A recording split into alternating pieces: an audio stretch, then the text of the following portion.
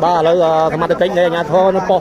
bằng tay bay dương còn mà đo thì tăng cái lạnh cái hai đá ba lấy cái lòng quạt cái lạnh năng hỏi bông bông mặt dương ba quạt slap giang là nói là thôm mình tên bông bông mặt dương ba nói là thôm na bông bông nói thấy với mà pay promote chả mà nè lẹ lẹ kia chọn ti đập pì một cáo trong cái chợ dồn xử lý tầm nớp với kêu để cho tục cháu mình đã lòi bật bóng chi vết giang ăn nói ở thòm hạt cả ní bông kho cáp chắp ở nơi về liềm màu nạm muối nâng mà pay tì giúp ngay tì đập vào muối khai Uzbek chăn nằm bị bỏ phải pram nơi chấm lệch condo hay ai resident đại thật nữ ta mà đòi plei mà rồi muối không sạch bằng tàu bãi khăn chấm cá món rít trên đi phnom penh vô tạm bóng sậy rồi bỏ chuồn rong cua bàn pram một con ông phiệp dưỡng ở đằng đại thả muốn pe cắt hạt sợi khang lứa thọp pon pòng lối lừa ký chấm nún pi tự bay đón rút một hơi pon tai mình bàn sầm rạch lúa một đòn pe cắt hạt có sạp tại khơi sợi khang lứa ní bàn thề pi lừa ký chọn ti đập pì trong một khóm trời cần chọn rồi dốn đại cái chót túc chào rong cá quỳ khát rồi sợi khang lứa bay cả bảo lặp lơ lốc chim bằng co cam nhập ở đó là chỉ bảo luật để ca chun sầm mặt cái trong một đòn cái lạnh tí tángกัดหายบ้องสไลรองกลัวบันทายเทียถาสไลรองกลัวชั่วโมงซิวไตอายุไปประมาณน้ำมุกระบ่อจีนเนะบ่อปลายภาษาจันสนับเนยบรรทุกเล็กดับปีเบโอตรีคอนโดเคไอรีสเดนคล้ายการหายมาตะเกียบมูลฐานจ้องหมกดอลกลายการหายทั่วกาห้องปอดหนึ่งตำแหน่งตำแหน่งตื้อสมัติกจำเนียนในกระสอบใจในสนองการทานกบารีที่นิยมเป็นดำใบจ้องหมกตรวจเป็นนัดหนึ่งสวายหลอกมูลหายอ่อยบานจะบาล้อห้าchia cắt nàyធ្វើអត្តឃាតឬក៏chia cắt nàyលុតសម្រាប់ដោយខ្លួនឯងឬយ៉ាងណាចំណែកឯតបបានប្រគល់ឲ្យក្រុមគ្រួសារសាច់ញាតិយកទៅធ្វើបុណ្យតាមប្រពៃណីព្រយមរតលោកនាងជាទីមេត្រីឥឡូវយើងចង់ដឹងហើយជ្រាបច្បាស់យ៉ាងណាពាក់ព័ន្ធទៅនឹងករណីខាងលើទៅទស្សនាសកម្មភាពវីដេអូពីក្រុមការងារនៅកន្លែងកាត់ហេតុជាមួយយើងខ្ញុំរួមទាំងក្រុមការងារដូចតទៅយ៉ាងខ្លាំងបាទមានស្ត្រីម្នាក់បាទចុះលើម៉ូតូទាញទូរស័ព្ទដើម្បីឲ្យបិទឡាយបងប្អូនប្រិមិត្តយើងបាទទៅតាមបណ្ដោយផ្លូវ101ក្នុងសង្កាត់បឹងតបៃខណ្ឌចកាមនរាជធានីភ្នំពេញយើងតែម្ដងបាទលើអង្គមានការផ្ញើផ្អើដល់បងប្អូនប្រជាពលរដ្ឋយើងនឹងកម្លាំងនៃ PM ខណ្ឌចកាមនក៏ចុះមកដល់ទីតាំងនឹងកន្លែងកាត់ហេតុដែរបងប្អូនប្រិមិត្តយើងបាទនោះបងស្ត្រីពាក់ខោអីសក់ខ្លីនោះបាទដូចប្រុសនោះបាទហ្នឹងបិទឡាយមិនបងអត់ដឹងទេបាទហើយមកចាប់ទូរស័ព្ទបងបាទលុតលើគៀបឲ្យគេផ្សាយទេបង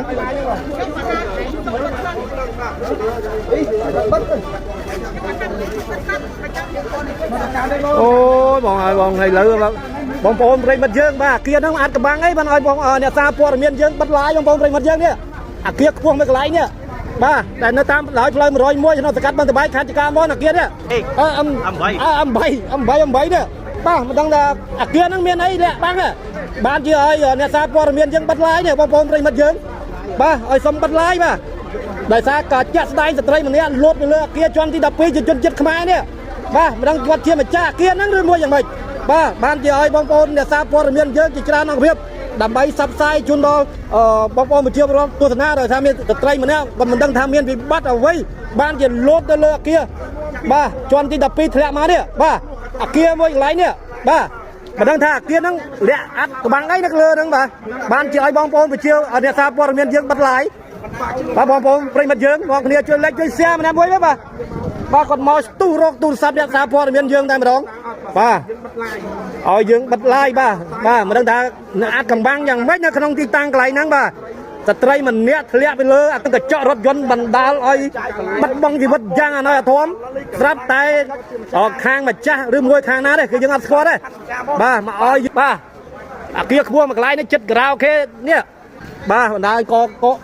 បងប្អូនប្រជាពលរដ្ឋញាក់ឲ្យយ៉ាងខ្លាំងបាទនៅកន្លែងកាត់ហេតុនេះតែម្ដងបាទចុះទៅលើម៉ូតូមកមិនដឹងថាក៏ចុះមកធ្វើអីស្ទុះមកទាញទូរស័ព្ទតែម្ដងបងប្អូនប្រិមិត្តយើងបាទមកទាញទូរស័ព្ទយកដើម្បីឲ្យបិទឡាយមានអីអាចកំបាំងបាទបងស្រីម្នាក់ស្ទុះទៅលើម៉ូតូមកដូចបញ្ជាក់អណ្ដែតណែអញ្ចឹងបាទមកទាញកន្ធាក់ទូរស័ព្ទទាញអីហ្មងអូយបាទហេតុការណ៍នេះកើតឡើងនៅតាមបណ្ដោយផ្លូវ101ក្នុងសង្កាត់បឹងតបៃខណ្ឌចកាមនរាជធានីភ្នំពេញយើងតែម្ដងបាទបង្កមានការផ្ទះផ្អើលដល់បងប្អូនប្រជាពលរដ្ឋយើងខ្លាំងមែនទែនបាទអូយបងប្អូនហើយបាទមិនដឹងថាមានវិបត្តិអ្វីសមត្ថកិច្ចនៃអាជ្ញាធរនៅប៉ុស្តិ៍បឹងតបៃយើងក៏គាត់មកដល់ទីតាំងកន្លែងកាត់ហេតុដែរបាទឥឡូវក៏ឡងពាត់កន្លែងហ្នឹងហើយបងប្អូនប្រិមិត្តយើងបាទគាត់ស្លាប់យ៉ាងអណោយអាធមមែនទែនបងប្អូនប្រិមិត្តយើងបាទ អាណឲ្យធំណាបងប្អូនហើយបាទនៅសតខោលីអូហើយនឹងអាវបាទមកនោះបងប្អូននោះនៅគៀនកលៀតបងប្អូនប្រិមិត្តយើងបាទអូយបងប្អូនហើយបាទលើសមត្ថកិច្ចយើងឡើងពាត់កន្លែងកាត់ហេតុហើយបាទអូយពិតជាសាហាវមែនទែនបងប្អូនប្រិមិត្តយើងបាទអូយម៉ែអើយសាហាវណាស់បងប្អូនប្រិមិត្តយើងហើយបៃសាច់តិចហ្មងបងប្អូនហើយអូយញើសណាស់បងប្អូនបាទនោះបងប្អូននេះបាទបងប្អូនកលេចមើលរថយន្តនេះបងប្អូននេះឡងម៉ត់តែម្ដងរថយន្តបាទស្ត្រីនោះបាទបៃសាច់អើយឡងញើសមែនទែនបងប្អូនប្រិមិត្តយើងអូឡងធំតែម្ដងបងប្អូនប្រិមិត្តយើងនោះបាទអង្គបងបាទរថយន្តវគ្គឡាលេខភ្នំពេញ PCC 08និង22បងប្អូនប្រិមិត្តយើងបាទចំណែកឯជនរងគ្រោះដែលដឹងថាមានវិបត្តិអ្វីបាទលោតពីលើអគារជាន់ទី19ធ្លាក់មកនេះបាទឥឡូវដឹងថាពិបាកចិត្តមានវិបត្តិអីច្បាស់ទេក៏យើងមិនទាន់នឹងច្បាស់ដែរឥឡូវគាត់បានស្លាប់ស្ដុកដឹងបាត់ហើយបាទស្លាប់តែម្ដងកាត់មុខតែម្ដងបាទអូយឡានក៏ខ្ទេចកញ្ចក់ដែរបងប្អូនប្រិមិត្តយើងបាទឥឡូវសមត្ថកិច្ចនៃអាជ្ញាធរពាក់ព័ន្ធយើងនៅក្នុងនេះក៏គាត់ចូលមកដល់ទីតាំងកន្លែងកាត់ហេតុដែរបាទខ្ញុំបាទក៏សូមអនុញ្ញាតនឹងគ្រប់លាដែរយើងទុកឲ្យមន្ត្រីជំនាញបាទឥឡូវសមត្ថកិច្ចនៃអាជ្ញាធរនៅប៉ុស្តិ៍បឹងតបៃយើងក៏គាត់មកដល់ទីតាំងកន្លែងកាត់ហេតុដែរបាទឥឡូវក៏ឡើងពាត់កន្លែងហ្នឹងហើយបងប្អូនប្រិមិត្តយើងបាទគាត់ស្លាប់យ៉ាងអណោយអធមមែនទែនបងប្អូនប្រិមិត្តយើងបាទអណោយអធមណាស់បងប្អូនហើយបាទនៅសតខោលីអូហើយនឹងអាវបាទមកនោះបងប្អូននោះនៅគៀនកលៀតបងប្អូនប្រិមិត្តយើងបាទអូយបងប្អូនហើយបាទឥឡូវសមត្ថកិច្ចយើងឡើងពាត់កន្លែងកាត់ហេតុហើយបាទអូយពិតជាសាហាវមែនទែនបងប្អូនប្រិមិត្តយើងបាទ